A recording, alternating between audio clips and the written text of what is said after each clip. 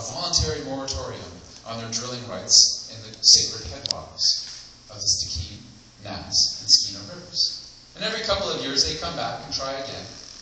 And every couple of years the cowboys and the Indians get together in a room and say, how are we going to get rid of them this time? And it's a little annoying that we have to keep doing this, but we'll keep doing it. And we got a new kid in town, in the form of Enbridge, with their Gateway project. Sounds so pleasant, doesn't it? Gateway. It's like a little white picket fence you walk through and click it when you're done. But this project wants to run 1,100 kilometers over some of the most treacherous terrain and stick raw bitumen in there that has to go under 3 times the pressure and 70 degrees hotter than traditional oil. And oh, by the way, we have a gas pipeline across the Northwest that breaks every, 7 to 12 years, depending on the season.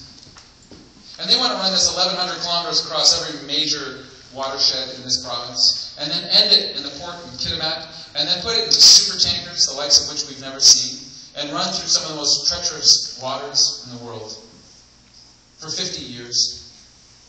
15,000 super tankers plying our coasts, never once having a bad night. Never once drinking too much on the deck. Never once getting into a fight with your partner before you get on board. That's what they promised us, and there'll never be a mistake. No pipeline will break. No ship will run aground. And they're just going to offer money in case it does. Well, you can't eat money. And when somebody threatens my way of life and my community, I fight back. But we don't fight alone. We fight with friends. And some of those friends are in this room. Because even as those pipeline doesn't go within thousands of kilometers of your home here, it implicates you. It implicates all of us. Because this is not an Alberta project. This is not a Texas project. This is a Canadian project. And we are Canadians. And we're not going to let this thing happen. No way. No way. But we'll do it positively. We'll have a good time.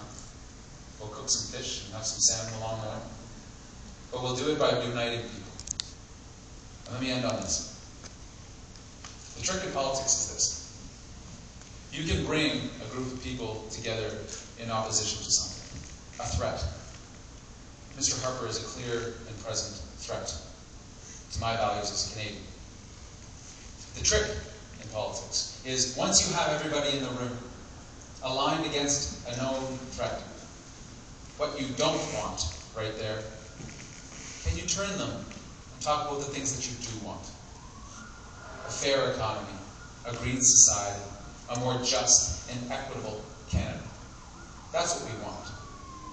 But we're going to get everybody in the room in 3.5 years. And for those that can cast the ballot, and if you haven't joined the party, it's the only way you get to, the 9 of us are going to make your choice very difficult. Because there's good people running in this race. They're giving up a lot. We're not like one another either. Share common values, but we're different. And I have a deep respect for all of them.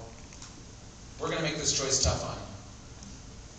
We're going to make it hard to decide who can take on this Prime Minister, and then who can become the next Prime Minister. Because what if, sitting in this room tonight, we have a conversation about forming that government in 3.5 years. A government that we want, with the values that we want, with the hope that we want. Thanks very much for coming tonight.